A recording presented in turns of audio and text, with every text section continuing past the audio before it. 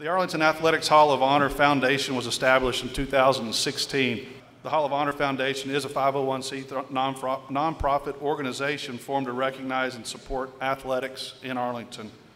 The foundation's focus will be to recognize and honor Arlington's great athletic history, and also to honor our current athletes and coaches and support those athletes through scholarships going forward. So your money tonight will go to the youth of our town, and we couldn't thank you more for doing that.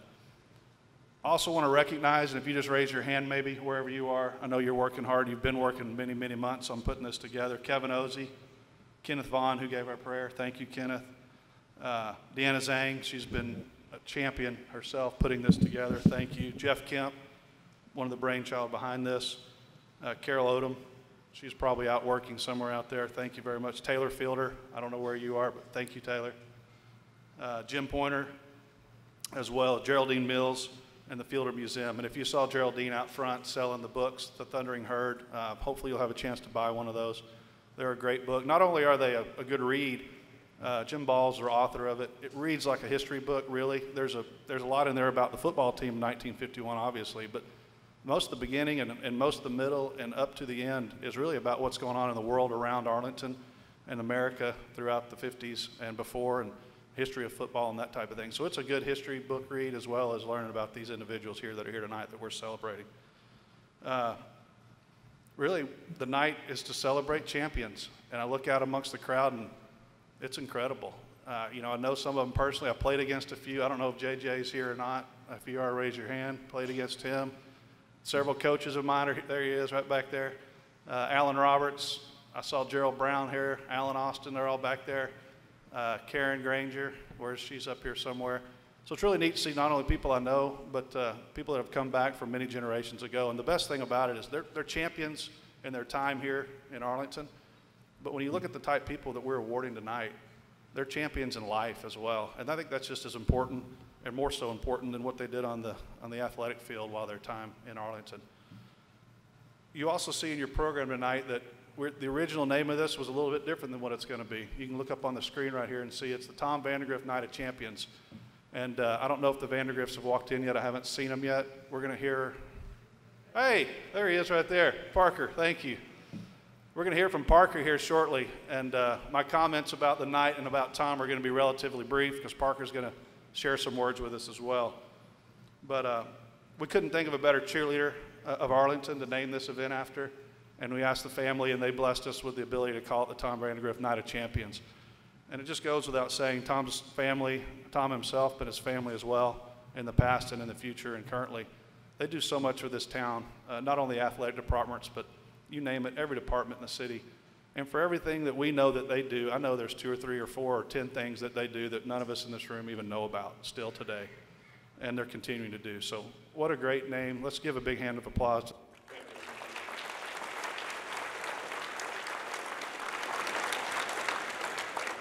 I will read one quote just to keep it short as well. Jim Reeves wrote this, and I read it the other day, and it kind of sums up, I think, what we all feel about Tom and how he relates to sports. For those of us growing up in the 60s and 70s, Tom Vandergriff was a role model, right along with Tom Landry and Roger Staubach. Everything he did showed class, integrity, and character. He loved this city and its people with a passion that came straight from the heart. And I couldn't have said it any better. That's the truth. There's a lot more in your program about it, and more importantly, Parker's going to share some words later on. Right, Parker? Okay, thank you. When both Arlington and I were very young, it was determined by a majority of our citizens that we would not simply be a dash in Dallas dash Fort Worth, that we would be a city of the first rank. I've been in my lifetime, man and boy, the fan of a lot of things, a lot of entities, but most of all, first and foremost, all my years, since boyhood, I have been a fan of the people of Arlington, Texas. A fan of what I like to call the Arlington spirit. That was the kind of spirit that embraced a do-it-yourself philosophy. We did it ourselves. That's been the Arlington story through all the years. He did not believe that there was anything that Arlington couldn't accomplish. Well, I think he is the city of Arlington. With his love of Arlington came what will make this region, this whole region, the best place. I've lived here all my life. I've never heard anybody say anything bad about Tom Vandergriff. I have found it interesting that people admire him greatly who've never met him. They've just heard about him. We are a can-do city. That's his phrase. And I accept that as my mantra. Everywhere you turn, everywhere you look, you see his footprints. All right, Parker Vandergriff, thank you. Listening to him sure makes me miss him. I'm sorry that I do not have his voice. That's one thing I did not inherit. First of all, I apologize that the rest of my family is not here. I'm certainly proud to be his stand-in tonight. I know on behalf of our family, wanted to thank you all for recognizing him tonight. I could go into a laundry list of all his accomplishments with Arlington sports. I know he wouldn't want me to do that, so I'm not going to add to the list. But I do want to say one thing I think captures the spirit of who he was. In 1996, the Texas Rangers were going to do something they had never done before, and that was win the division. As many of you know, he spent 13 years of his life trying to get Major League Baseball here.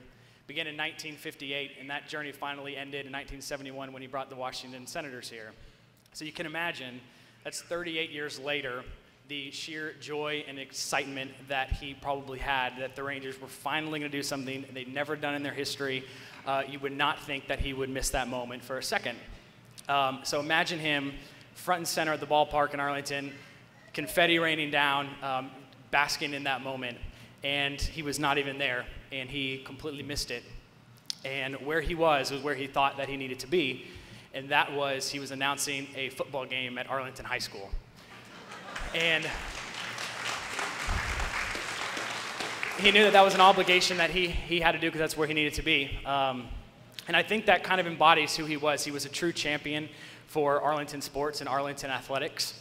And I think he would be humbly proud that this night is named Tom Vandergriff Night of Champions. And to all of you who are being honored tonight, I know he would be here front and center wanting to shake your hands and congratulate you all. So again, thank you and congratulations to you. All right, if you've seen in your programs, we're moving on to recognize a lot of the folks that are right here front and center. The 1951 Colt football team, state champions, Class AA. As Parker said, it's just exciting to be here in the midst of champions, and you certainly are the champions for the football grid in Arlington. For the past 66 years, we have not had a team that's been able to surpass your accomplishments. So thank you for being here. We're humbled to honor you. I thought I'd just go ahead and read a little bit about Way here. 66 years ago, a team of 30 young men, 3 trainers, 2 assistant coaches, and John Polson and Larry Mildren, a scout and the man who set the foundation for this run, Bill Sheffield, and a legendary coach by the name of Mayfield Workman, captivated a small town of 7,000. Little did they know the significance of their magical 1951 season. Who were these Colts wearing green and white, following a mascot no taller than their bench? Kids from a small town in America. As we soon learned, they were a group of men that came together as a team of selfless warriors, tough, disciplined, athletic. But most of all, they knew working together as a team and believing in their leader would elevate them to be a champion. Tonight, we celebrate their efforts, not just as state champions, but for setting the foundation and really lighting a fire in our city for the athletes to follow in their footsteps. I know personally growing up, I heard stories from my father who played on the 60 football team for the Arlington Colts. I've met Coach Workman many times in my life as a young kid. My dad would take me by to meet him and shake his hand. And as a young kid, I didn't really appreciate the person I was meeting. He was a football coach and looked like an older gentleman and nice enough. But looking back on it now, you realize, just how special that was. And to have a firsthand glimpse of that throughout my life, it's special to be here tonight to say thank you guys for coming back.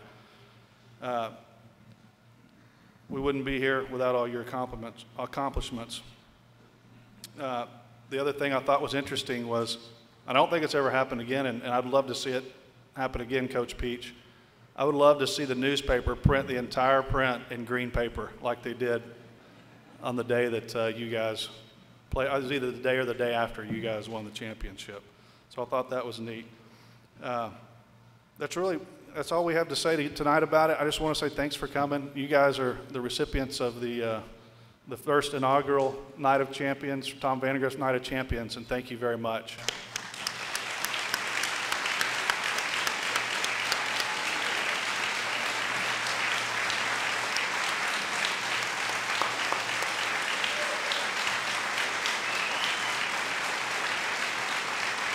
All right, moving on our program, we have 2 awards tonight for the Unsung Hero Awards. It goes to somebody that supports a program that's behind the scenes. Alan Avrett, wave your hand, Alan. We'll see you in just a second. Always wearing green, lending a hand to the Colts. He's a Colt by choice. Alan's a fixture on the sidelines, and he's become a part of the fabric of the program. You won't attend a game, a practice, a banquet, or an evening out without seeing Alan. He knows every player, every family, and has been a sounding board and confidant to coaches for many decades. Thank you, Alan, for all you do. Every program would love to have somebody like you pulling for their team. 2017 Unsung Hero Award, Alan Avrett. Thank you. Our next recipient is Jane Ellis. There's not a better candidate for the Unsung Hero Award than Jane Ellis, another Colt by choice. Jane has given a lifetime of dedication to her passion in the choir department. And reading quotes about Jane, some of the words that kept popping up: dedication, guidance, support, loyalty, demanding, creative, precise, and the most I heard was she's a winner. And her winning spirit has had a hand in the athletic department for over half a century. We have an elementary school as well named after Jane. One of the stories I liked the best was her ability to get students involved. In 1951, she had 22 total on one of her choir groups. And of those 22, 11 of them were in the athletic department athletes. And of those 11, 6 of them were on the state championship football team. And those individuals were Joe Williams, Larry Hufford, John Dennehy, Randall Redmond, Pete Murray, and Grover Cribbs. Jane was also the co-author of the AHS fight song, and she wrote the Bowie's Alma Mater. She's also began the tradition of having her choir sing "You'll Never Walk Alone." I think it's only appropriate. It's short. I'd like to just go ahead and read it if you don't mind. When you walk through a storm, hold your head up high, and don't be afraid of the dark. At the end of the storm, there's a golden sky and the sweet silver song of a lark. Walk on through the wind, walk on through the rain. Though your dreams may be tossed and blown, walk on with hope in your heart, and you'll never walk alone. You'll never walk alone. Congratulations, Jane Ellis, 2017 Unsung Hero Award. Jane, you'll never walk alone. Thank you.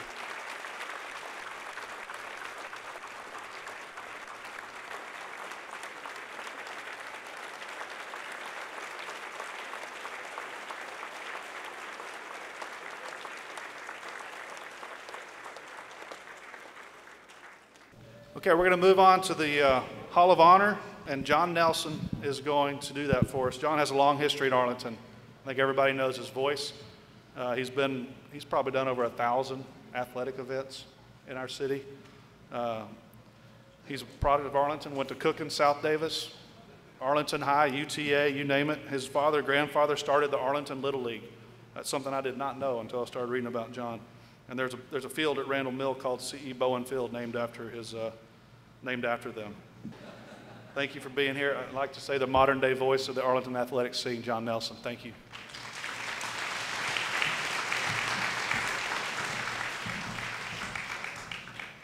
What a terrific night. I can't think of a more deserving name than to have Tom Vandergriff attached to this and future events. And when you think about it, Mr. Vandergriff was in the middle of everything that's historic sports-wise in the city, professionally, collegiately, and on the high school level. It's truly an honor to be a part of this. And personally, I've kind of had a unique perspective to watch city athletics from all angles, as a student, as a fan, and as a radio TV reporter.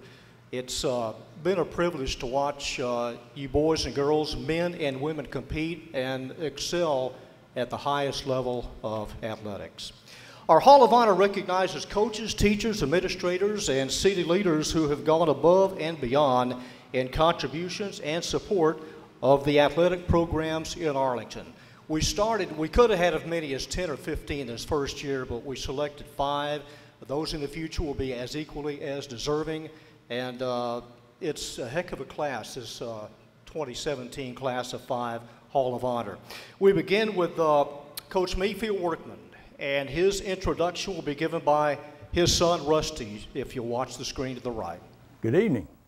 First, congratulations to all those being honored tonight and to all friends and family that are there to represent or support you. When I was first asked to record an introduction of Mayfield Workman to this gathering, I thought, seriously? What can I possibly say to these folks about him that they don't already know? Then I thought about the significant number of you in attendance that may have heard or seen the name, but because you're young or new to AISD athletics, you may not know much about my dad. Hopefully, I can give you a little history and perspective about why Mayfield Workman was so deserving of this recognition. For all those who did know him, please bear with me. You've heard it before, but allow this proud and truly grateful son one more opportunity to brag about his dad. His career with AISD was filled with success. As head coach of the Arlington Colts, he had a solid career-winning record, highlighted by the '51 Class AA State Championship. He served on the board of directors of the Texas High School Coaches Association and was inducted into their Coaches Hall of Honor. He was also inducted into the Texas High School Athletic Directors Hall of Honor. Finally, both Dad and Mom were honored with the naming of Mayfield and Sterling Workman Junior High in Arlington. Clearly, from a career standpoint, his qualifications for this recognition were stellar. However, his most important qualification for this honor was the strength of character he demonstrated in all aspects of his life. His honesty, integrity, commitment, and genuine concern for others were always evident to and greatly admired by all who knew him. It was this strength of character his players, fellow coaches, teachers, friends, and family remember most when speaking about Mayfield Workman. That is why we are all so happy to see him included in the initial class being inducted tonight into the AISD Athletics Hall of Honor. Thank you.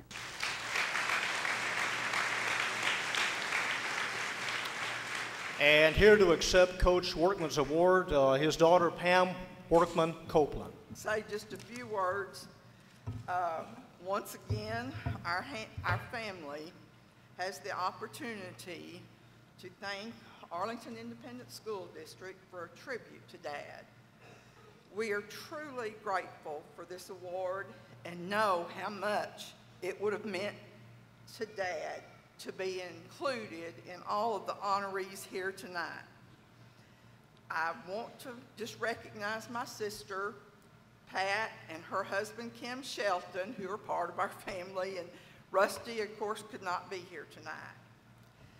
But Dad would have been excited to be here, not necessarily for his accomplishments, but because of the tremendous respect and admiration he had for those of you who knew him and worked with him during his career.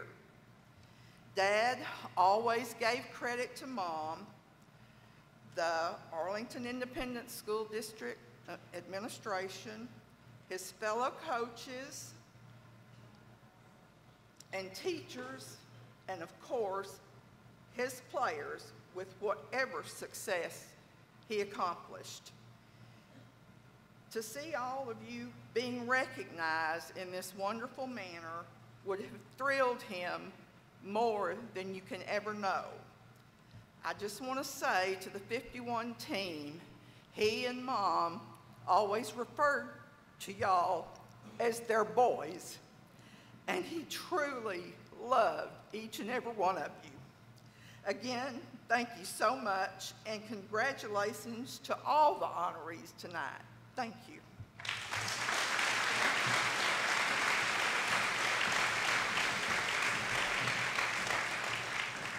Thank you very much, Pam. Our second inductee, gosh, I saw him win so many games, Eddy Peach. And here to introduce Coach Peach, his former player, Kenny Perry. Anytime you do something like this, the first concern is what to wear. Well, I wore something that I think Coach would have liked.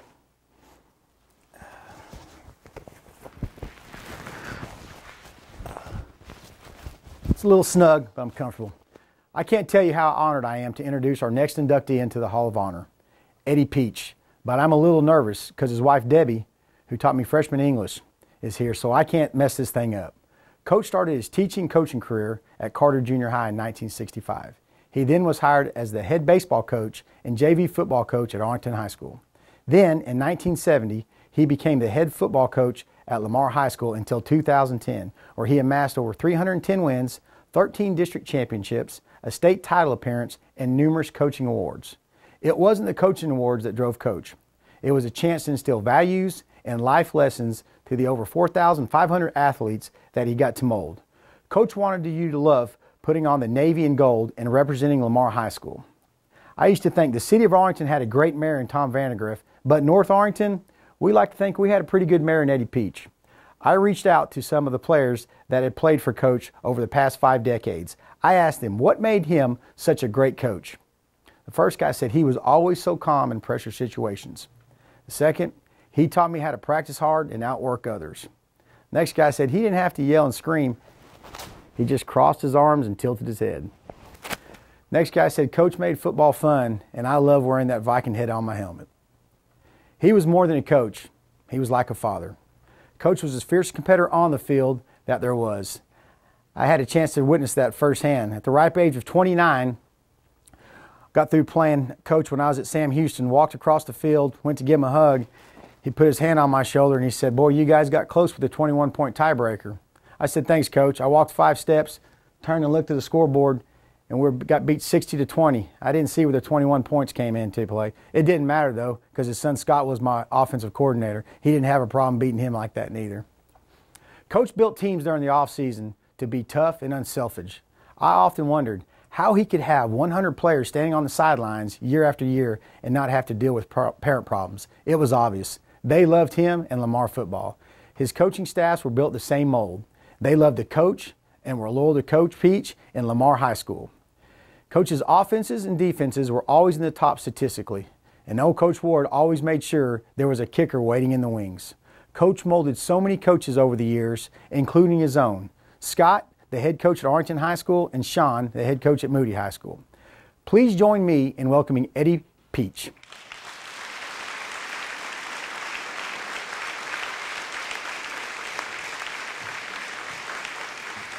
Kevin Hosey, Kenneth Vaughn, Jeff Kemp, and Jim Pointer, thank you for the Tom Vandry Night of Champions and my induction into the Hall of Honor.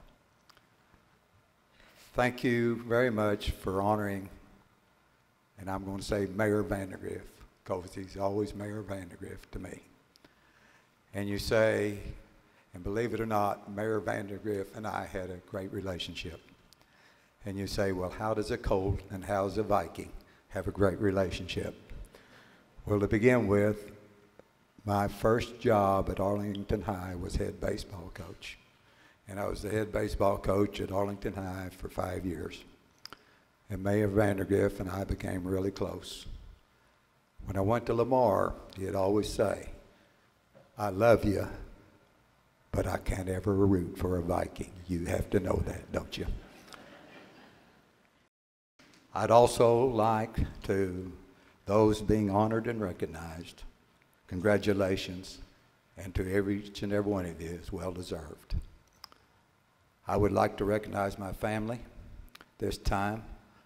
I'm so proud of them, my wife Debbie, my son Scott and his wife Kim, my son Sean and his wife Brianne, and our special, special grandchildren, Cooper and Campbell. I owe so much to so many. I truly believe that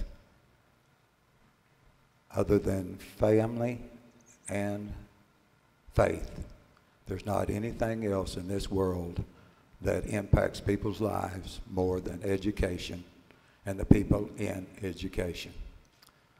I'm a living example of that. Coach Workman brought me into Arlington, Texas, and into the Arlington ISD.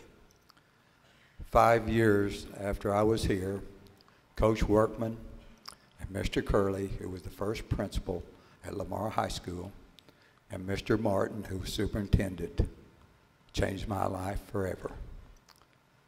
I had the honor and the privilege for 40 years to be the head football coach and athletic coordinator at Lamar High School.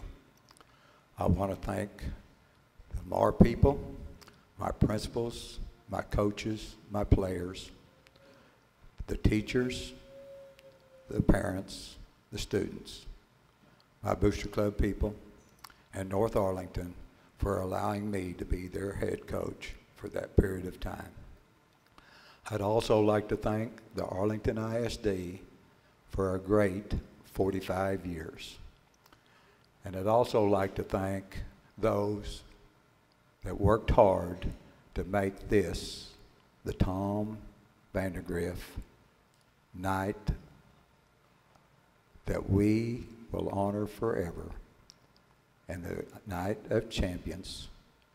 And it is something that is going to be great, and we hope that it's carried on forever. And those that made this happen, thank you very much. And for making this night so special, thank you very much. I appreciate it. Thank you.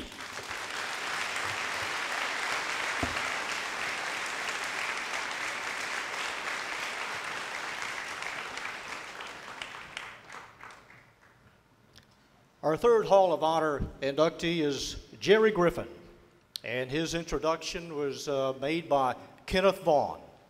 It is my privilege to introduce Coach Jerry Griffin as an inductee into the Arlington Athletics Hall of Honor. Coach Griffin was born and raised in Arlington, graduated from Arlington High in 1955. While at Arlington, he participated in football and baseball, lettering 3 years in both sports. After graduating, he attended Arlington State College on a football scholarship where he played on 2 teams that went to the 56 and 57 Junior Rose Bowls. ASC was crowned Junior College National Champions. Coach Griffin was honored as a Junior College All-American and went on to play 2 years at the University of Tulsa. Upon graduation, Coach Griffin returned to Arlington and began a 35-year career with the Arlington ISD as a teacher, coach, and administrator. His first stop was at Carter Junior High. Then he moved to Sam Houston for a 10-year stay from 1963 to 73, where he was the defensive coordinator. The 73 Sam Houston defense is still considered one of the all-time great defenses in AISD history. Sam Houston made the 4A semifinals that year before losing a heartbreaker to eventual state champion John Tyler. In January of '74, Coach Griffin was selected as new athletic director and head football coach at the new Bowie High School that was scheduled to open in August of '74. I will never forget when he came to Gunn Junior High and he spoke to us, telling this was a great opportunity to start new traditions and build something we remember for a lifetime. August of '74 came around and Bowie was nowhere near being finished, and every day we had to board the bus from Bowie to Sam Houston to practice that year. Through all this, we had success on the field, finishing 7-3, playing a JV schedule. Coach Griffin was voted Coach of the Year in Arlington. Shortly after the '74 season ended, we found out we'd be moving from a JV schedule to a 4A schedule for athletic competition. As 15, 16-year-olds, we didn't understand the significance of what this jump in competition meant. We soon found out when the schedules were printed, beside every away game was a capital H. We were the W everyone was looking for in their homecoming opponent. And to top it off, we still had no practice facilities. To say that year was difficult would be an understatement. Even through a winless statement and having no facilities to speak of, Coach Griffin was in his finest hour as a leader of young men, telling us things like, don't ask no quarter, don't give no quarter, which is a military term for no mercy asked, no mercy shown as it relates to battle. Year 3 at Bowie was better. We got our first varsity win that year and we were in every game.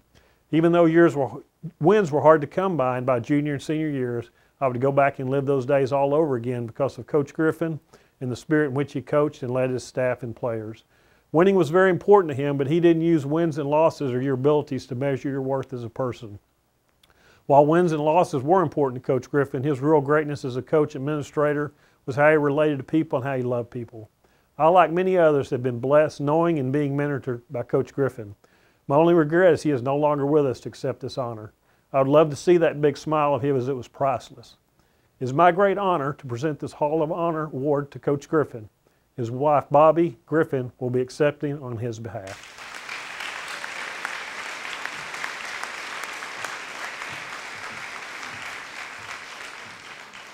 Jerry Griffin would have given a whole lot to have been here himself tonight to enjoy shaking hands, former teammates, the coaches he worked with, and the athletes he knew and coached. He'd have loved being in on all the laughter and the old stories. He'd have wanted to acknowledge and thank those who put their hearts and determination into creating an Arlington Athletics Hall of Honor and Hall of Fame, as well as volunteering lots of hours to make this event the Tom Vandergriff Night of Champion with such a memorable celebration. To Kevin Ozzie, Jeff Kemp, and Kenneth Vaughn for being our liaisons, I extend special thanks from our family, sons Michael and JB and his wife Lisa, and our grands and greats. It's particular joy for Jerry to be included in this induction with Coach Workman, his high school coach, and James Hyden, a high school and then lifelong buddy, teammate, and eventual boss. Jerry always said that some of his most enjoyable time coaching was as James' first assistant and defensive coordinator. Eddy Peach and Jerry crossed paths as worthy opponents many a year. And since I worked with Sterling Workman and Anita Hyden on Coaches Wise organizations, and I know Debbie Peach, I'm pretty certain all four gentlemen inducted tonight welcome being in the company of Lynda Bradham. Women's athletics and women's athletes are alive and well in Arlington. A salute to those representing the 1951 AHS team here tonight, to the legends that Coach Workman and Mayor Vandergriff are, and to Arlington athletes past and present. We met here to honor some special people and special parts of Arlington's athletic history and what once was the Tate Springs community.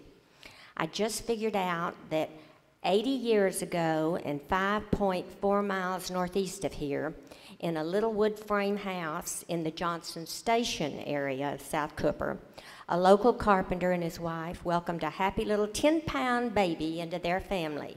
And that baby would have been Jerry, and the carpenter would have been Walter, and a very proud mom, Myrtle Griffin. It was when Jerry was about 14 that then Mayor Tom Vandergriff, Coach Workman, and the 51 Colt state champions set us on the path to tonight's event. Such were among Jerry's role models, but his recognition among them tonight would have taken his breath. Jerry's family, particularly Mama Griffin, would want to say how grateful and delighted we are that Jerry's name will be woven into this tapestry that is Arlington's athletic history, and that his memory lives in the hearts and recollections of those he knew and loved and so enjoyed being with and who loved him back. Geraldine Mills will keep us up and straight on dates and places, but there's nothing like coaches to keep us up with stats and good stories. Thank you very much. You do him great honor. My heart overflows.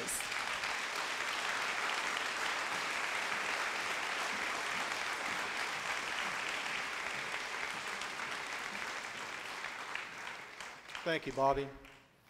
Our fourth Hall of Honor inductee is James Hyden, and Dennis Brown will give his introduction. It is with great honor that I introduce this Hall of Fame inductee. To quote Andrew Carnegie, teamwork is the ability to work together toward a common vision, the ability to direct individual accomplishments toward organizational objectives.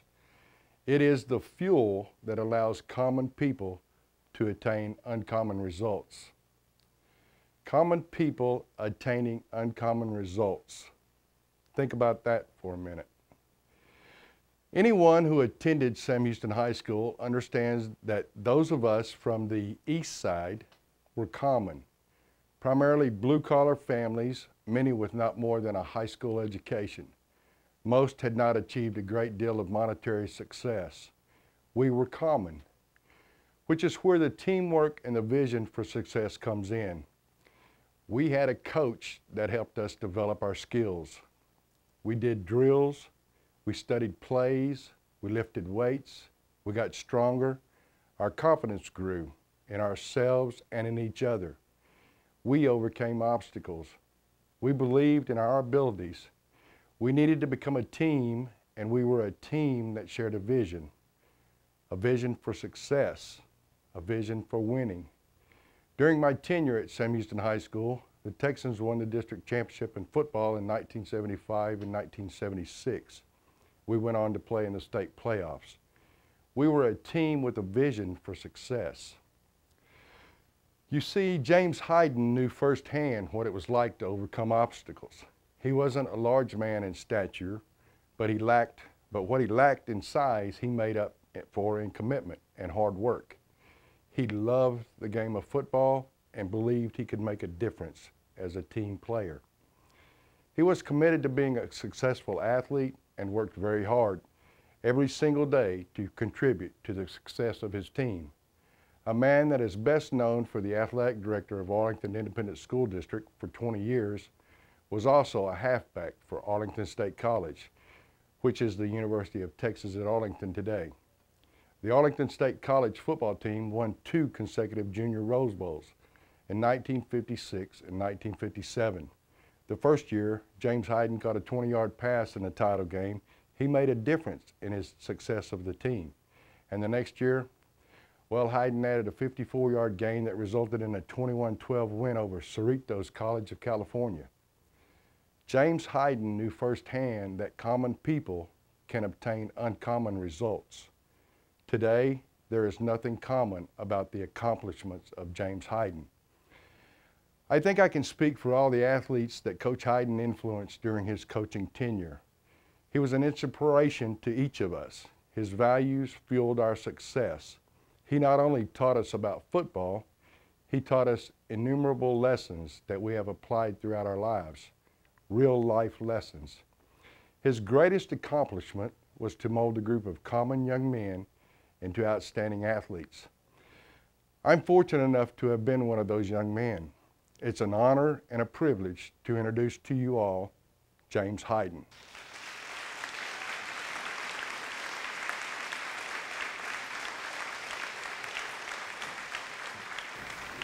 Not only did I have the privilege of coaching in Arlington and being the athletic director in Arlington, I also attended Arlington Public Schools for 12 years. Although there were a couple of teachers along the way that wanted to extend that.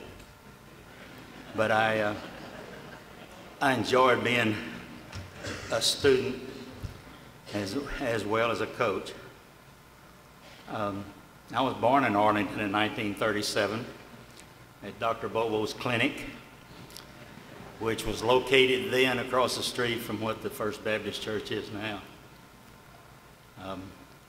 It was a great time to grow up. My heroes in school were the 1951 state champions. I was a 9th grader that year and attended every game thanks to my father taking me to them. I believe that everyone has enjoyed listening to things that have gone on tonight, and I feel very gracious to be a part of that. I know that when I was in grade school, if I were to name the teachers I had in grade school and all the way through high school, you would think I was reading from a list of public schools in Arlington. That's the kind of education that I had. They immortalized them by naming schools after them.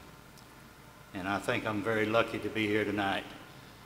I do wish that I could tell you the times that I've been in school and have the teacher tell us that if the county superintendent's office or representative came by the classroom, that we should remember this.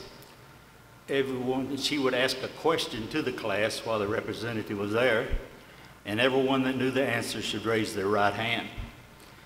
And everyone that didn't know the answer should raise their left hand.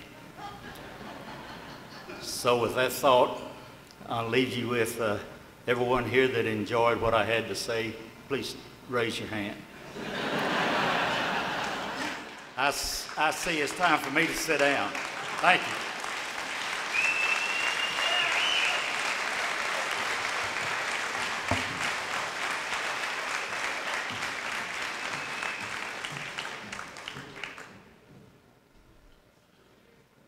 Couple of things about Eddy Peach and James Hyden that stand out.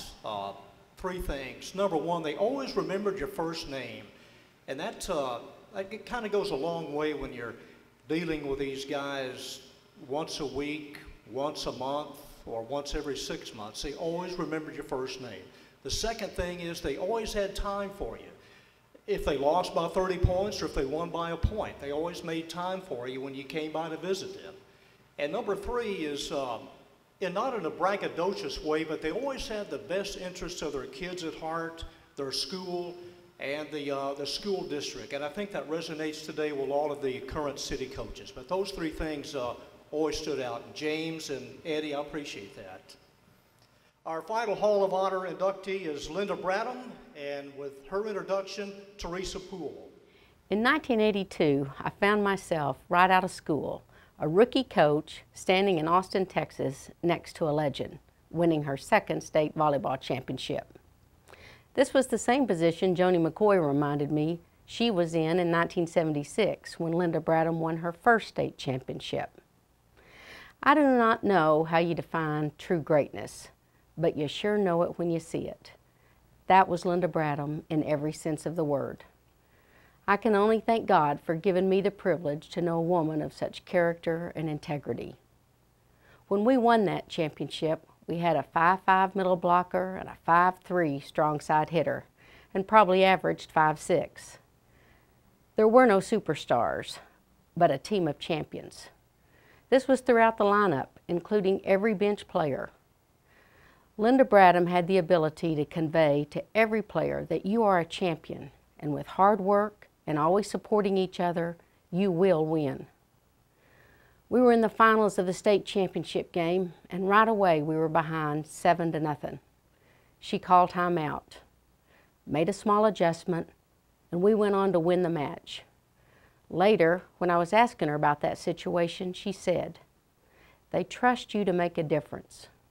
And what a difference this woman has made in so many lives. Talking to one of the players on that team, Laura McDonald, she reminded me the magic she had in blending the team, developing a chemistry, and making such a close, supportive team that everyone knew what the other was going to do. We wanted to work so hard for each other and Coach Bradham to achieve what she had convinced us we were capable of achieving. This is only a small glimpse into the career of Lynda Bradham. She recorded a record of 275 wins and only 52 losses. This included 5 district championships, 5 regional finalists, and 2 state championships. This occurred in only 10 years because, as we know, her career was cut way too short. She was a fierce competitor and worked tirelessly as a coach despite all of her health issues she had throughout her career. Her players understood what dedication and hard work was, not because she told them, but because they saw her do it every day without complaint. She loved coaching, and she loved her players and family with the same devotion. This award she is receiving tonight is so deserved and is a testament to the epitome of greatness. Her gifts as a mentor, teacher, and friend have positively influenced so many young women, and I am just one who will be forever grateful for the opportunity to work with her, learn from her, and have my life forever touched by her.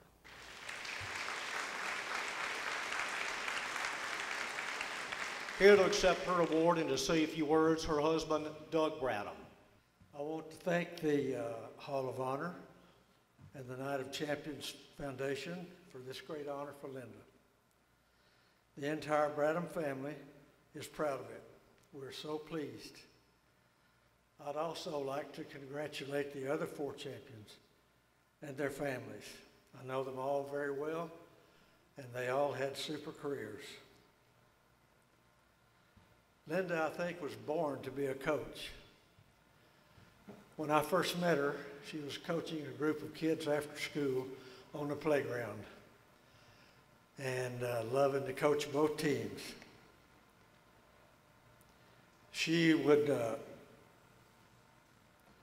always, anytime she got a chance, she would have a team going and be coaching them.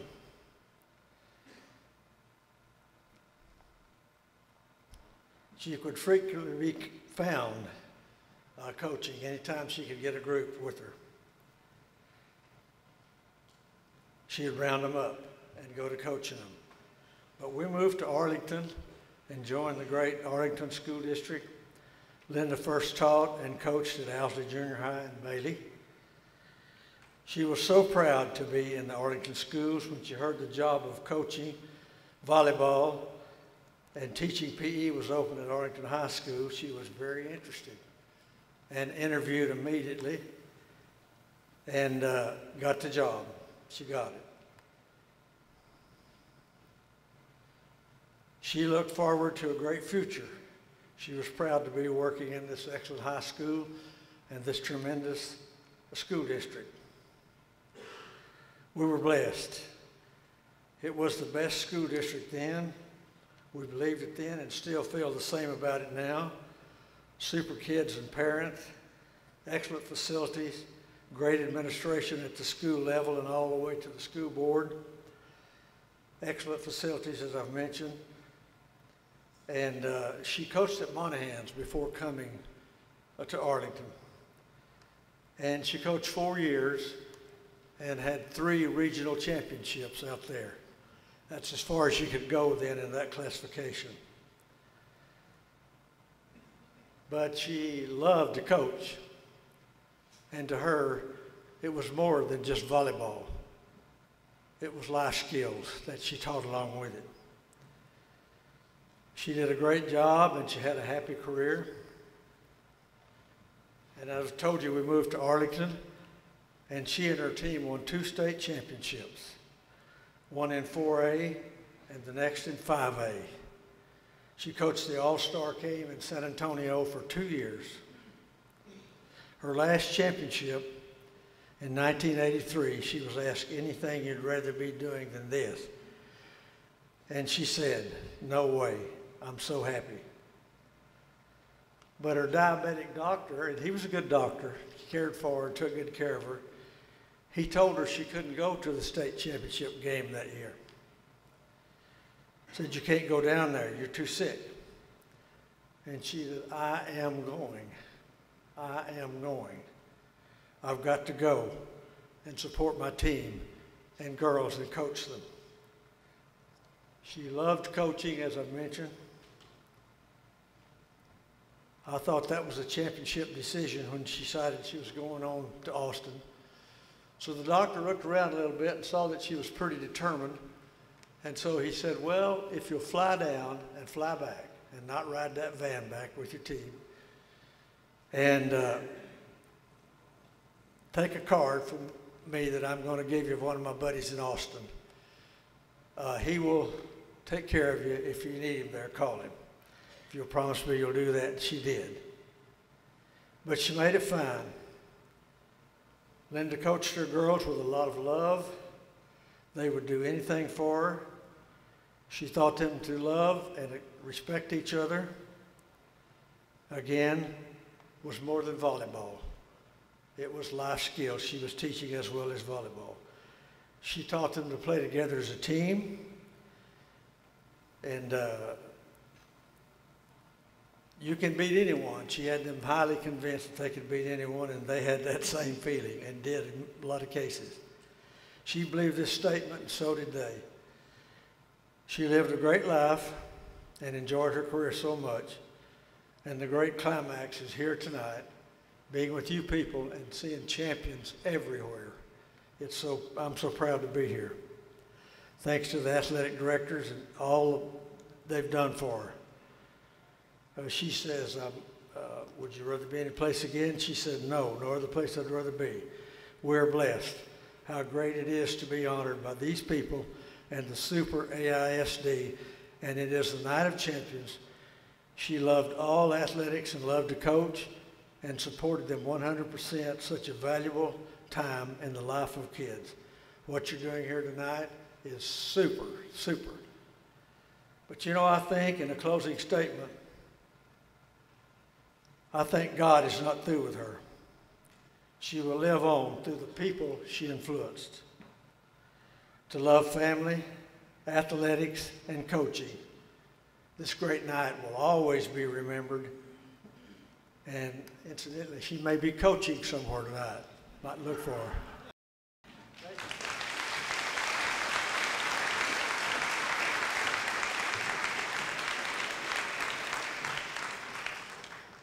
Moving along on the program, the Hall of Fame acknowledges athletes whose accomplishments in the athletic arena have brought credit to the city of Arlington. We're going to do the decades beginning with the 1940s, and this man truly could do it all. He was every man. Carl Knox, and with his introduction, his longtime friend Geraldine Mills. Whenever Arlington sports are discussed, now or in the future, one name will always be remembered: Carl Knox. Carl played football for Arlington High in 1938 and 1939. In 1939, head coach Cotton Franklin and assistant coach Ed Boss were looking for a really good season.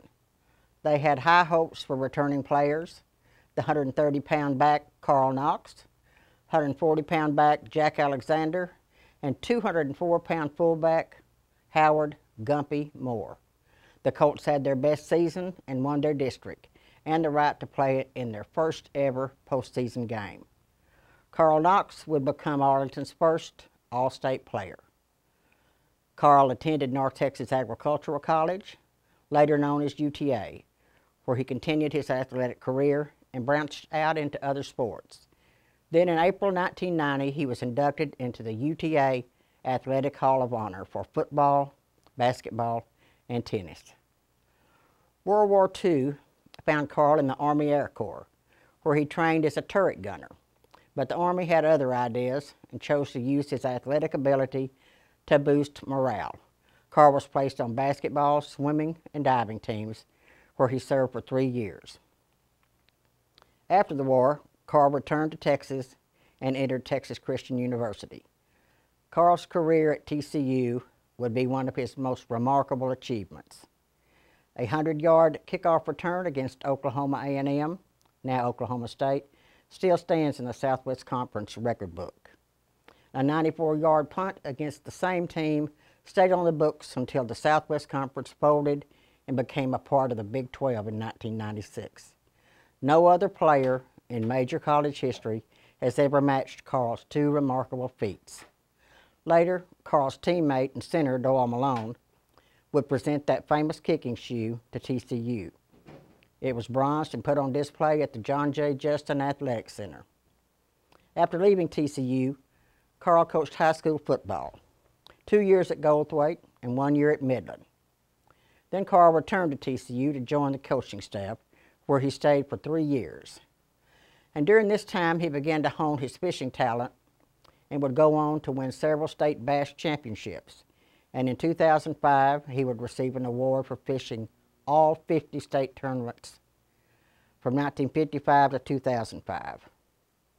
Longtime friend and teammate Doyle Malone, also former head football coach at Arlington High, had this to say: Carl was absolutely the best athlete I ever saw. Tennis, football, swimming, basketball, he could do it all. Doyle would like to be here to induct you into the Arlington Sports Hall of Fame and say, congratulations, Carl Knox.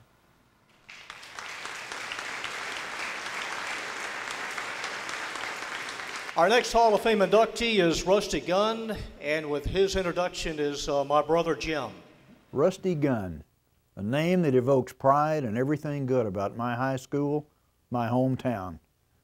A student athlete and leader whose spark of energy and notoriety helped usher in a miracle decade of growth and prosperity for Arlington in the fabulous 1950s.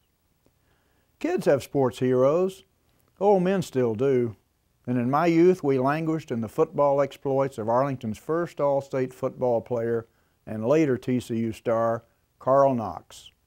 Soon after, another hero came along to hold our gaze, Cecil Rusty Gunn.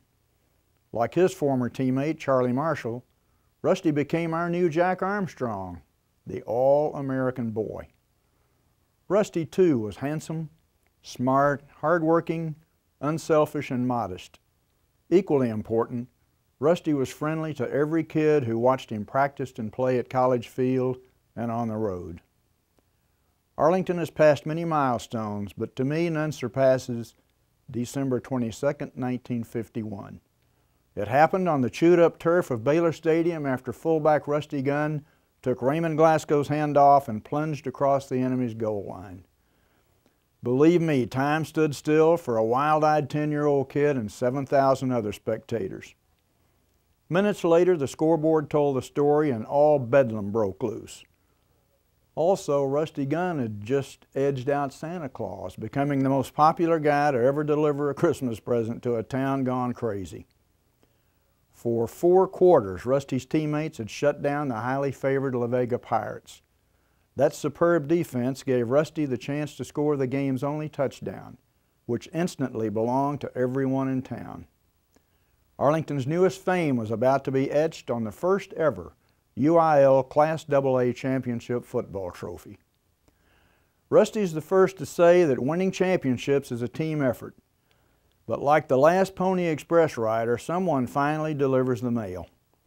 That someone was Rusty. Number 64 then calmly sealed the deal by kicking the extra point, the 411th and last point of his distinguished Colt career.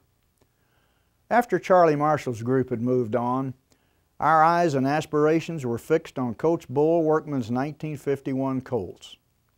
Fred Cook, Raymond Glasgow, Larry DeVault, Bobby Kirby, Grover Cribbs, the Walker brothers, Pete Murray, Kent Cherry, Big Jim Harris, Harold Hill, and Rusty Gunn. Among the 27 Colts who won a championship for us all. They and those before them inspired me to write a book titled Thundering Herd. On that miserably cold December day in Waco, my friend Matt Blanton and I saw history made through a cloud of dust. Dust raised by a thundering herd. Well, that ferocious stampede still echoes in our heads. Hoofbeats led by Rusty Gunn. All District, All Greater Dallas, All State, and Scholastic Magazine All-America. Without doubt, he was the All-American boy who fulfilled the dreams of many and later became the All-American man. Congratulations, Rusty, on your induction into the first class of Arlington's Sports Hall of Fame. Taking one more handoff, Rusty Gunn.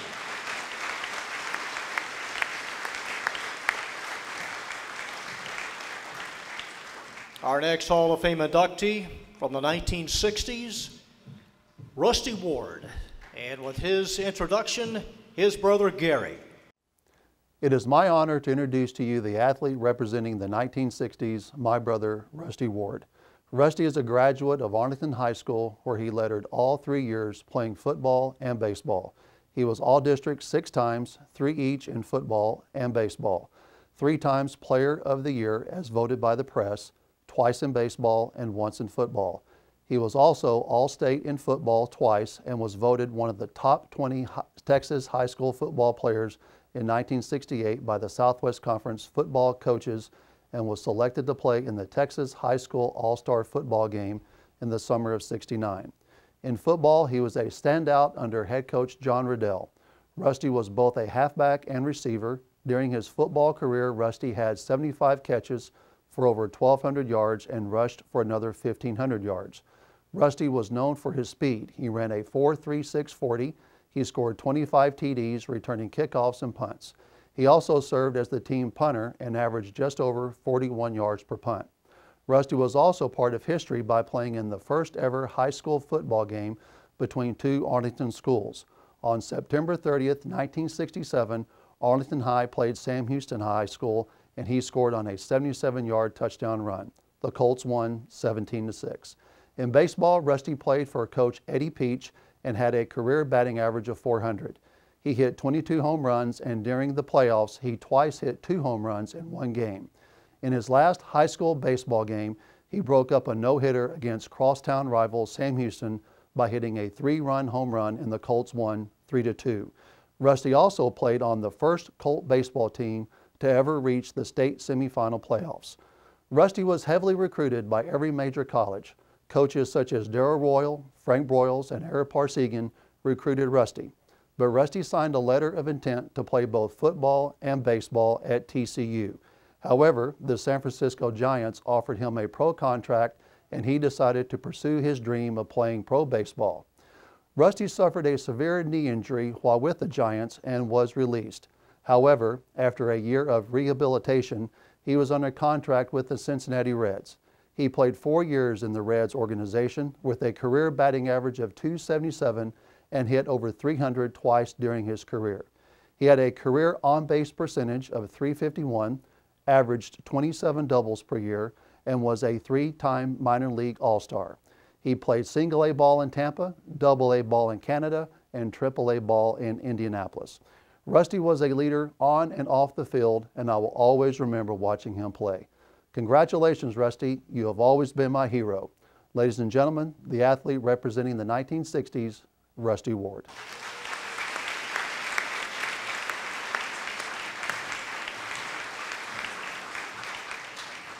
We now move to the decade of the 1970s. Our next inductee is Alan Roberts, and to say a few words on Alan's behalf, his father, Harry Roberts. It gives me great pleasure to introduce the gentleman being inducted into this night of champions into the Hall of Fame of Athletes for the decade of the 1970s. I have known this gentleman since the day he was born, as I am his father. He was born in Emporia, Kansas. We moved about quite a bit the first 8 years of his life. He became an older brother in 1960. It was in Utah that he started his athletic career. He would ask me to come out into the yard with him to play baseball. He was not satisfied using a plastic bat. He had to use a full-size wooden bat. Even though he was only 4 years old, he soon was hitting a pitched ball with no trouble. It was in Tulsa, Oklahoma that he played on his first organized baseball team. They had professional-looking uniforms, which he still owns to this day. It was in 1967 that we moved to Arlington, Texas. This is where he really got interested in sports. He started playing football and baseball. His mother and I can remember sitting in the living room of our home and hearing a thump after thump of a ball hitting the side of the house as he practiced his throwing and fielding. He had some great coaches during his grade school, junior high, and high school years. The last names of some of these coaches were Austin, Webster, Strother, LaValle, Barnett, O'Brien, Stovall, Archer, and Ritchie, and I'm sure many others. At Arlington High School, he successfully participated in the 4 major sports: football, basketball, baseball, and track. I know that it seems like all he did in school was to participate in sports, but he also was successful in the classroom. He was active in Fellowship of Christian Athletes and was in the High School All-Americans for the year of 1977. He went on to play college football at TCU, where he started as a freshman. He got married and raised 2 wonderful boys, Chris and Mike. His main goal in life has been to encourage and help other young people reach their full potential. He went into teaching and coaching, got his master's degree, and went into school administration, where he progressed up to vice principal and principal of various high schools. His latest position is deputy superintendent of the Alvin Independent School District. In addition to the 2 sons from the first marriage, he helped guide his stepson Aiden with his second wife Susie. As I said, it gives me great pleasure and honor to introduce my son Alan Roberts as he enters the Hall of Fame of Athletes for the decade of the 1970s.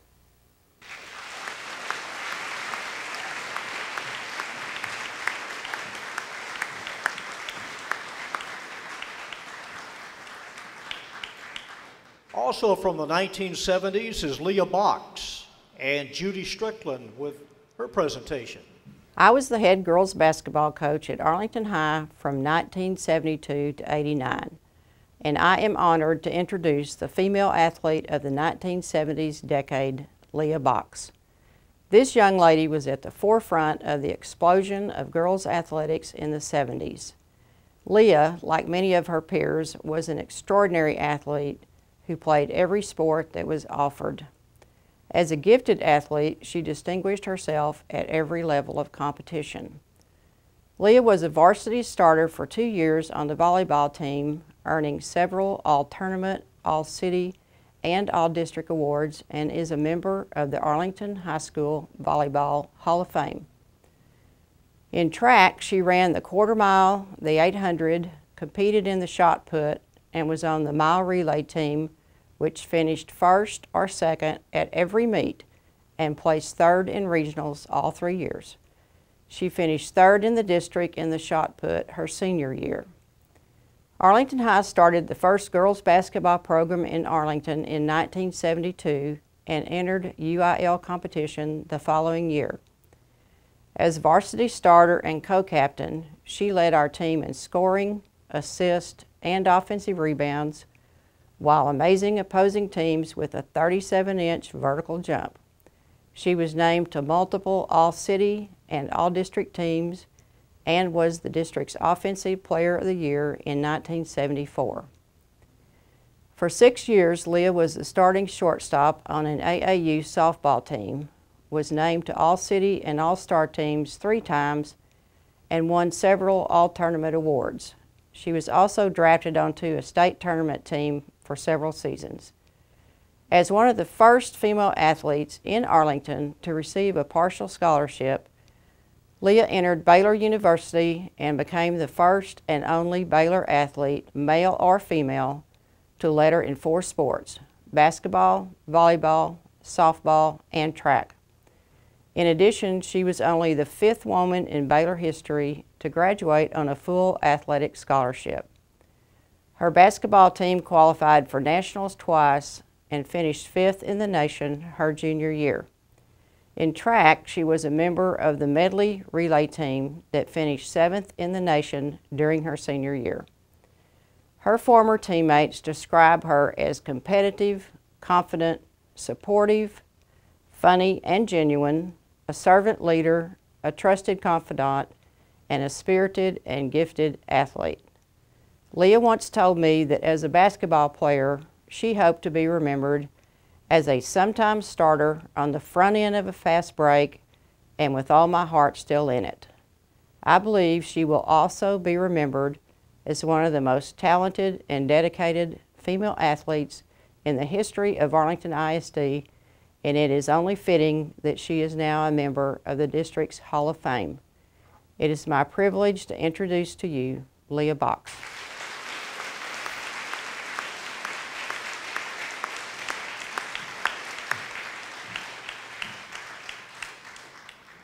We'll now move to the decade of the 80s. I think this guy is still scoring touchdowns. J.J. Joe. And to say a few words on behalf of J.J. Joe, he came up from Houston, is Roderick Joe.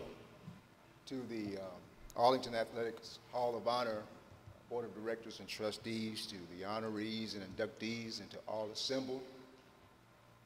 The first time I met our honoree, or the first time I saw him, I was like, wow. But then I met him, and I couldn't stand him. For 4 years, about 7 months, I was the center of attention in my family. Days that I thought were maybe the best years of my life. So I thought. But to properly present our honoree for the decade of the 80s, it's needful and necessary that we look beyond his accomplishments, the accolades, the numbers, the statistics, and even the legendary tales of lore, and examine the character of the man being inducted tonight. One of the greatest orators that this country has ever produced was quoted as saying, "The ultimate measure of a man is not where he stands in times of comfort and convenience, but in times of challenge and controversy." What our honoree has been blessed to achieve was accomplished without the benefit of someone who looked like him being able to show him how to do what he did. Hence the challenge. Our honoree is the son of parents who spent the entirety of their academic and athletic tenure under the stormy stratus cloud cover of segregation. Hence the controversy. His parents, John and Patricia, both excellent athletes in their own right, were denied the opportunity to compete in university interscholastic league competition, hence the controversy. However, true greatness, however, not only breaks down barriers, but sets a standard of excellence for others to follow. In my opinion, that standard of excellence set by our honoree was a catalyst which led the Lamar Viking football team to reach the playoffs for the next 12 consecutive years. What were the character traits that propelled our honoree to excel academically as well as athletically? Number one, he was and is a man of faith. The one who gave himself for us, told us that all things are possible to them that believe. Our honoree was a man that had unshakable confidence in his creator, in his teammates, in himself, and his coaches. The book that I love also teaches us that we are not to think of ourselves more highly than we ought to think, but rather in lowliness of mind esteem others better than ourselves. He was a man, he was and is, our honoree was and is a man of humility. Thirdly, he is a man of integrity. That book that I love teaches us also that he led them according to the integrity of his heart and guided them by the skillfulness of his hands. And so now it is with every ounce of love and admiration and respect that I have within me to present to you the Arlington Athletics Hall of Honor student athlete for the decade of the 80s, the male honoree, my little brother and my hero, Mr. John Eric Joe.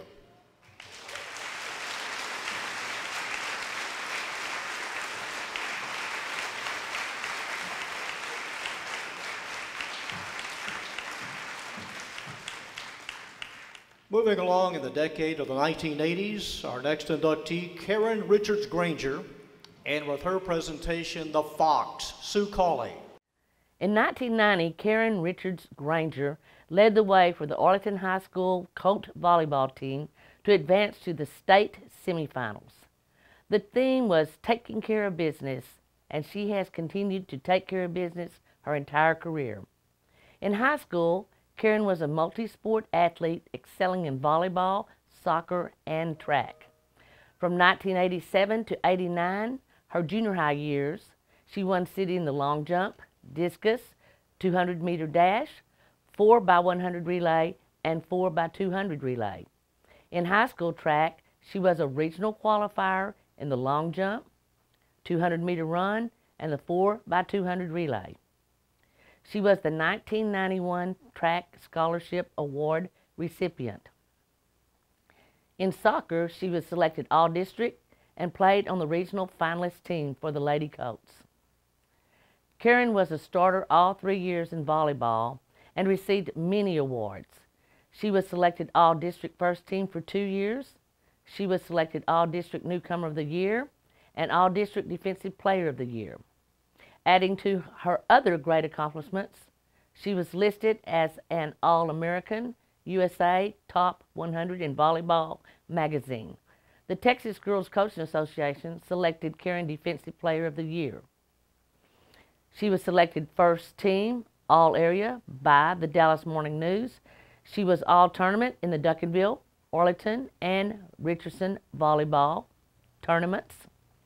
Her senior year, her volleyball team was ranked number 6 in the country by USA Today with a 36-2 record. Karen Richards Granger received a full scholarship to Texas A&M University. She was inducted into the Arlington High School Hall of Fame in 2002. While at Texas A&M, Karen was selected to the SWC All-Freshman team, was on all tournament teams at A&M and Cal State Berkeley. She also was a 2-time All-SWC selection. Her achievements go beyond her athletic endeavors. She has been married 23 years to Jeff Granger, who was an All-American at Texas A&M and a Hall of Fame inductee in baseball and football. Her daughter, Caitlin Granger, played as a starter in Lady Colt volleyball for 4 years and was a first-team All-State player. She finished her career at UTA. Jared Granger will be a senior at Arlington High School next year and just finished his second year in varsity baseball. Karen coached 15 years in AISD. She was an English teacher at Gunn Junior High for 17 years. She has a master's degree in curriculum instruction from UTA in 2016. Karen has played and given back in sports and education with AISD. It is an honor to introduce Karen Richards Granger.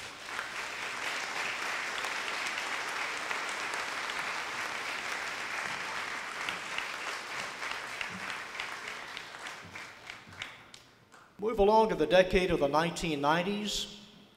Our first inductee, like Rusty Ward, could hit it out of any park, including Yellowstone.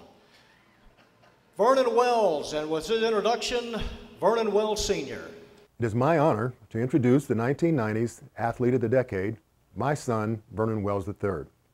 Before arriving at Bowie, he had already been an AAU national champion baseball player as an 11-year-old with the Dallas Tornadoes. At 12, they won the AABC World Series, which is the highest level of select baseball in the country. In high school, Vernon played football and baseball, quarterback and center fielder. As a senior, he rushed for over 1,000 yards and passed for over 1,000 yards. He was named the district's Offensive Player of the Year and All-State Honorable Mention. Then there was baseball. After a stellar junior season at Bowie, Vernon became the center fielder of the vaunted Dallas Mustangs that would win the Connie Mack World Series. By the time he took the field for the first game of his senior season, there were more than 30 pro scouts there to watch and follow his games in '97. Vernon was fortunate to have Kurt Culbertson as his coach. When Vernon could throw 94 miles an hour, most coaches would have made him a pitcher, risking his future. Vernon was all-district, all-state, and would be the first Texas athlete invited to play in the all-state baseball and football games. He signed to play both sports with the University of Texas, but the Major League Baseball draft changed all of that. Vernon was named a first-team Rawlings High School All-American, then was the 5th player picked in the first round of the 1997 Major League Draft by the Toronto Blue Jays. He would play 10 seasons there, 2 with the Angels, and 1 as a New York Yankee. Vernon played 13 Major League seasons. He was a 3-time All-Star. He won 3 Gold Gloves in center field. His biggest season was 2003, when he led all of Major League Baseball with 215 hits. He led in total bases, doubles, and extra base hits. He won the Silver Slugger Award that year as the best hitter at his position. He is one of only 5 hitters ever to hit a walk-off home run off Yankees great closer, Mariano Rivera. In 2010, he received the Branch Rickey Award for outstanding community service. Vernon was a career .270 hitter. He hit 270 home runs, and he retired with 1,794 hits and 958 runs batted in. I couldn't be more proud to introduce my firstborn, my son, Vernon Wells III, upon joining the Arlington ISD Sports Hall of Fame.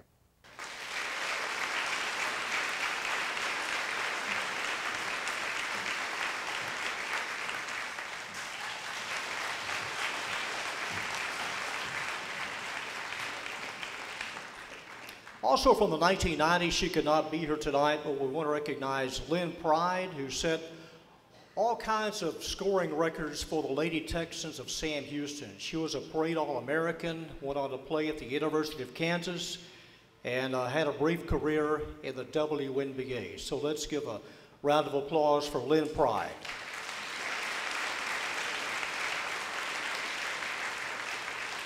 The decade of the 2000s, Jeremy Wariner. And his presentee is his coach at Lamar, Mike Nelson.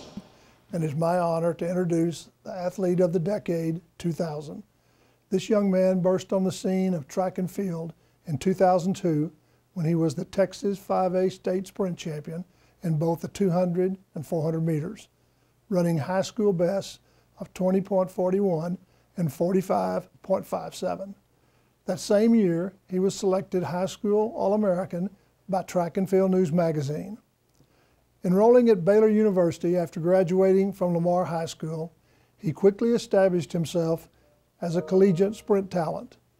During his sophomore year at Baylor, he became the first athlete to ever sweep the major 400-meter titles in 1 year, 2004, by winning the Olympic gold, the Olympic 4x400 relay, the U.S. Championship, the NCAA indoor and outdoor 400 titles, and the NCAA 4x400 relay, both indoor and outdoor.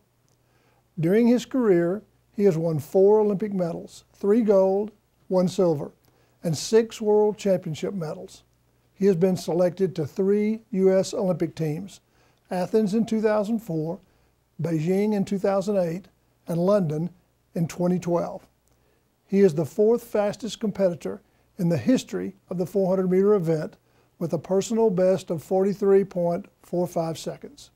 He ran the fastest split on the 4x400 gold medal relay that set the Olympic record at the Beijing Olympics. He has won the Golden League in professional track and field, the Jesse Owens Award given by the U.S. Track and Field to the outstanding sprinter, and the 2007 Best Male Track Athlete ESPY Award. He is in the Texas Sports Hall of Fame, the Texas Track Coaches Hall of Fame, and now the Arlington ISD Sports Hall of Fame. It is my pleasure to introduce to you Jeremy Wariner.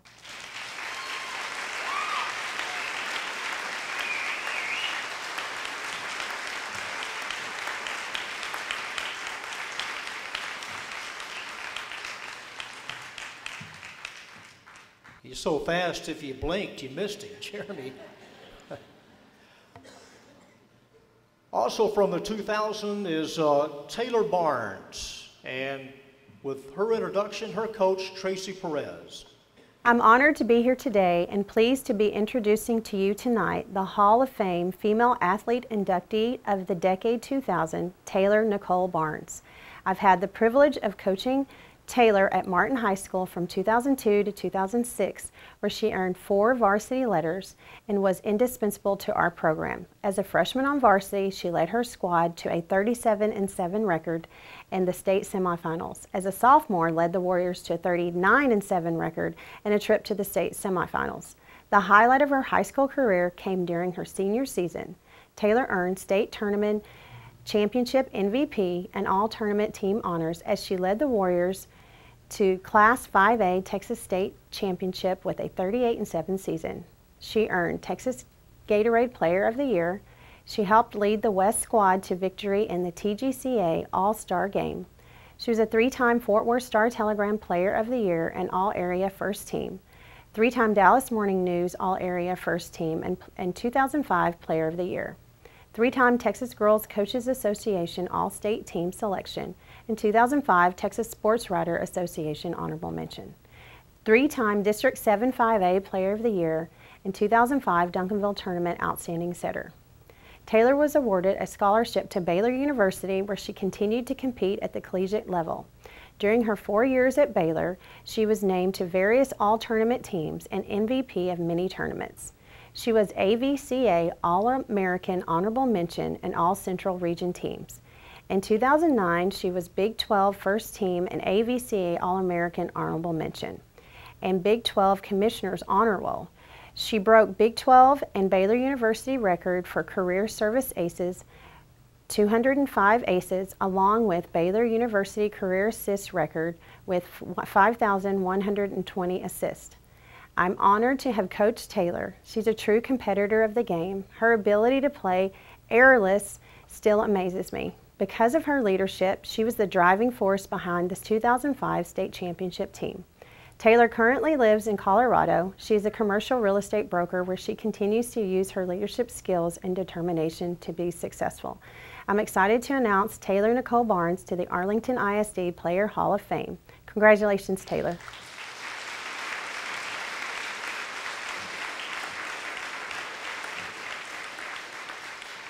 From the 2010s, he made and missed a lot of tackles, Jamal Turner.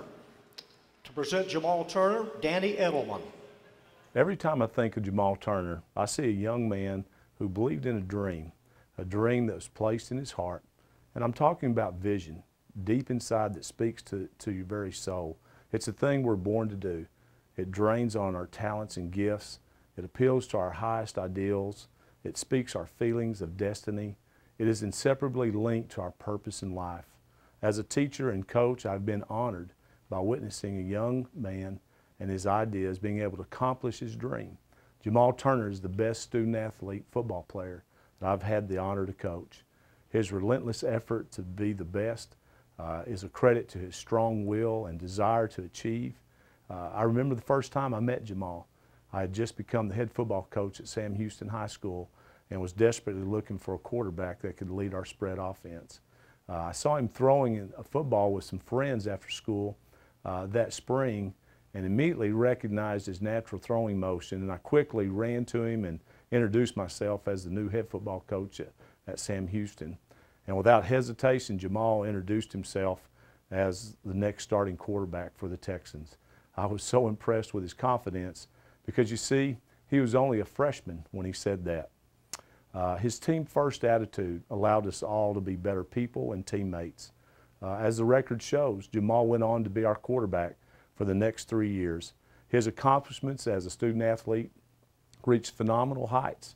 Jamal holds 28 city records, 50 school records. He is one of 6 players in Arlington ISD history to rush for 2,000 yards in a season, the only quarterback.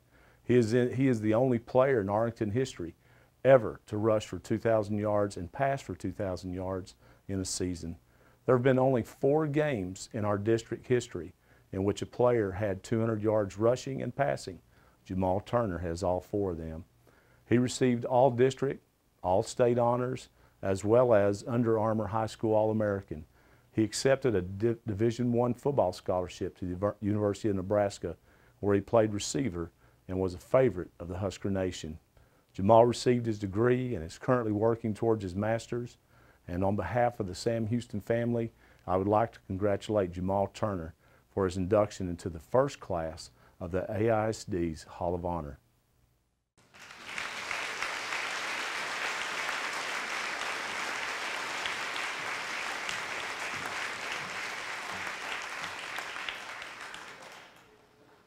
Our final honoree from the decade of the 2010s is Bree Garrett Schade and Anthony Gonzalez, who made the trip from Lovington, New Mexico, is here tonight to say a few words about Bree Garrett Schade. Thank you. Good evening. My name is Anthony Gonzalez, and I am honored to introduce the next inductee to the AISD Hall of Fame, Mrs. Bree Garrett Schade. I was blessed with the opportunity to coach Bree for 3 years at Arlington Martin High School. And I can tell you this, there was never a day that went by that was the exact same with Miss Bree Garrett. There was a lot of days that she would leave the throwing ring, and I was the meanest person in the world to her. But there was a few days when she would leave and she'd have a great big smile on her face. Our head girls track coach came up to me one afternoon and asked me if I would try coaching Bree in the shot put. At that point in time, the Lady Volunteers of Bowie High School had dominated girls track. And so Coach Hartley was trying to find every possible way to squeeze as many points as she possibly could out of every member of her track team so that we could knock off the Bully Volunteers. Before this time, the only thing that I knew about Bria was that she was extremely talented, extremely athletic, and very, very loud. She had a very loud but very energizing personality. Needless to say, I had my reservations about coaching her just because I was all business when it came to coaching shot put. And everyone that I coached was held to an extremely high standard with very little room for nonsense. I knew that with me coaching her was going to be a culture shock to her and to me. She came down to practice with me. I made my expectations very clear to her, and she told me that she was ready to work and ready to work to the way that I asked. She then proceeded to try to hug me. That was something that she tried to do constantly throughout her career, so I had to make it very clear to her that I had a no-hug policy with the athletes that I coached. But it did not take me long to figure out that she could be special, and the things that she could do in that ring could impact her team in a very positive way. There are a lot of things that make this young lady very special. All of these things are very, very special, including state championships in the 100-meter hurdles, 2-time state champ in the shot put, multiple district championships, multiple regional championships, being a national champion in the weight throw at Texas A&M, using her athletic abilities to help parlay that into a degree from Texas A&M University. All of these accomplishments are very honorable, but this is not what makes Bree who she is. What I feel like puts Bree in a class of her own and what makes her special is what she gives back to the sport of track and field. I'm talking about what she gives the sport emotionally. I talk to my athletes all the time about becoming emotionally invested in the sports that they're playing. Bree knew that track and field provided a platform for her to be successful and for her to reach her goals. She did not take that for granted. There are a lot of talented athletes out there today that are strong, fast, and athletic, but fail to reach the point of becoming elite because they refuse to get emotionally involved. Bree did this every single day. It still gives me chills and still gives me goosebumps to think about Bree Garrett as she would step into those blocks, getting ready to run a race, step onto that runway to get ready to long jump, or to step into that ring to get ready to throw the shot put. When she did all those things, she had a purpose. You could see it in her eyes, and you could see it with the look on her face. When it came time to compete in any event, you were getting ready to see everything that she had, and she was going to leave it all out there. She felt like the sport deserved that back from her. The same sport that had provided so much for her.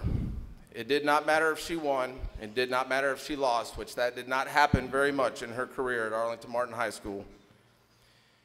She always had tears in her eyes because she was emotionally spent. This is what I admired most about her, and that is the reason why she's an elite athlete, and she is a role model to a lot of young athletes out there today. In 2011, after she won the state championship in the shot put, about an hour after she had just won the state championship in the 100-meter hurdles, we were walking up to the podium at the state track meet to get her medal. After she had gotten her medal and had many interviews and many pictures, she came up to me in tears and put her arms around me and gave me a great big hug. Of course, my no-hug policy was null and void, and I hugged her back. She thanked me over and over again for me helping her reach her goals to be a state champion. I just replied with a thank you. I should have said it then, but I'm going to say it tonight. I want to tell you, Bree, how much I appreciate you more than you will ever know. I thank you for making me a better coach. You have showed me, just like you have shown many others, to be elite and to be the very best. Your sport deserves everything back from you. Ladies and gentlemen, your 2017 Hall of Fame inductee, Ms. Bree Garrett Schade.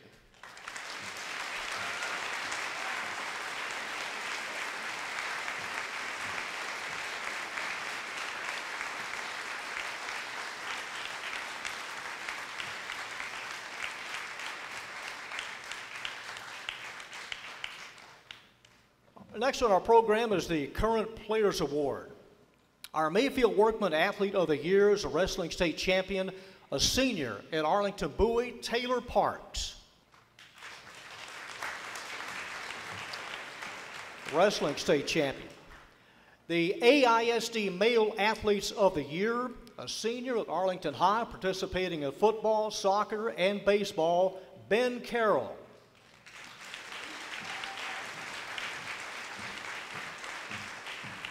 Also one of our Male Athletes of the Year. He's got a playoff game getting ready from Arlington Martin, a senior baseballer. Let's give Tristan Lutz a hand.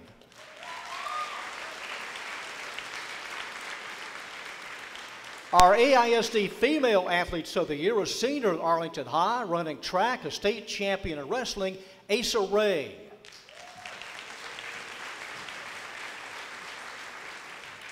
Our other AISD Female Athlete of the Year, also a state champion in track, a senior at Lamar, Jordan Lee.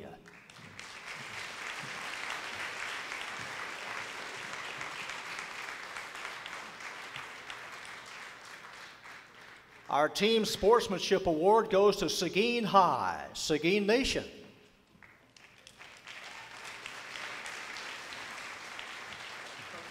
Courtney Phillips, the head athletic coordinator at Seguin. The top academic athlete of the year is a senior at Sam Houston. Representing boys soccer, Mariana Daudet.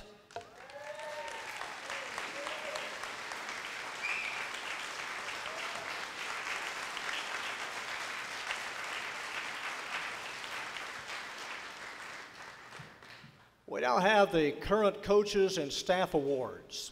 The Eddy Peach Coach of the Year led his boys soccer team to the state finals in soccer. From Sam Houston, Coach Joey Rodriguez.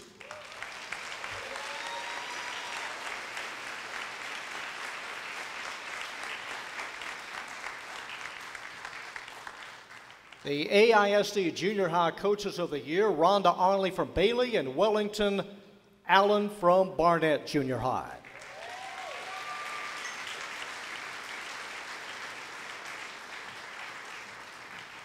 The AISD Athletic Trainer of the Year, he taped a lot of ankles, Steve Guadalupe from Bowie High. We have two inside-out Coaches of the Year. Brooke Britton is serving her country right now in the Middle East, but we will recognize the head girls basketball coach at Martin High. Give a round of applause for Brooke Britton.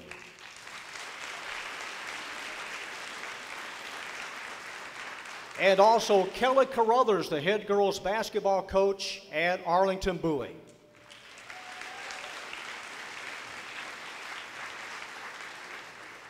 To introduce the Athletics Volunteer of the Year is Kevin Ozee. We have many volunteers in our city who serve selflessly, give a lot of hours, a lot of time for our coaches and student athletes. This one particular lady, from day one, I heard her name, and she was everywhere. And when we started talking about Volunteer of the Year and giving an award, I couldn't think of anybody else, any other name but this one person. And it's also a good time. I know this is a hard time of year, but at this time I'd like to call Tracy Winkles up as the Arlington Athletic Volunteer of the Year from Arlington High School. Tracy.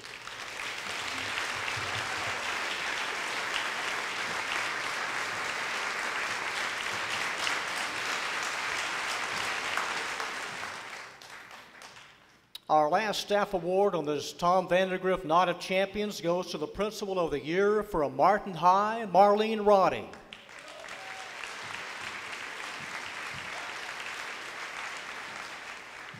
Finally, we have a special recognition tonight, and with that, I'd like to introduce Jim Pointer.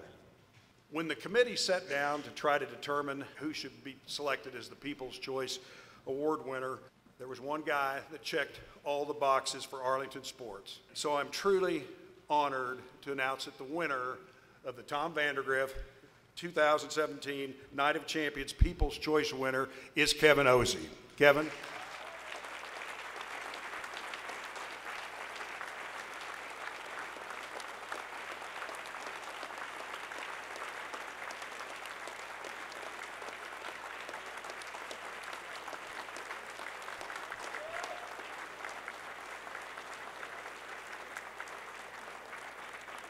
Kevin was born in Arlington. He graduated from Arlington High in 1990.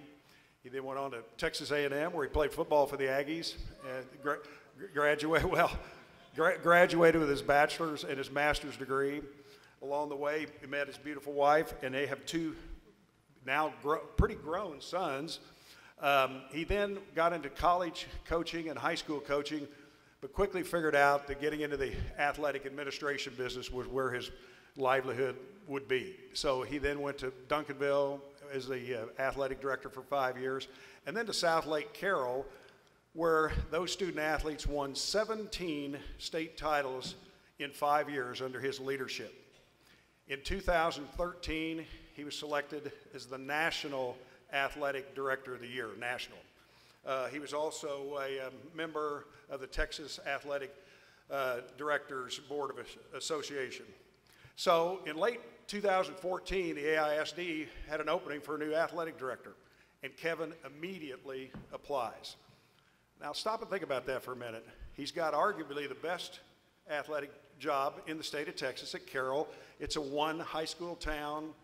It has great student athletes, and it has great parent and financial support. But Kevin, one would kind of ask, why would you leave that? Well, the answer was simple for Kevin. He wanted to come home and make a difference in the city that he grew up in. So we had him for 2.5 years here. He was all in for student athletes. And Kevin, we wish you were still leading athletics here at Arlington, but we will never forget what you did to get back here and what you did when you were here. So we wish you the very best of luck in your new adventures. Ladies and gentlemen, Kevin Ozee.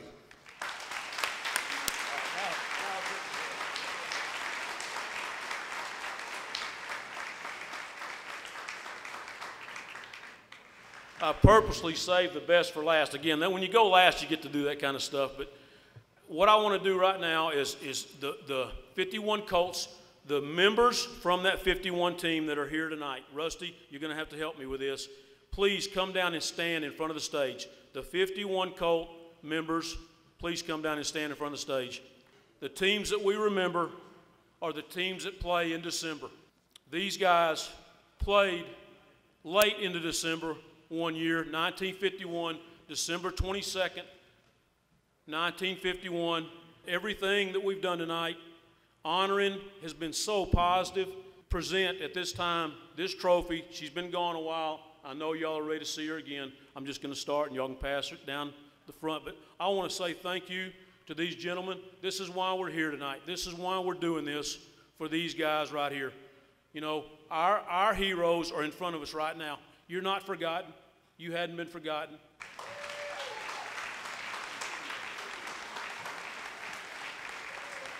Good night.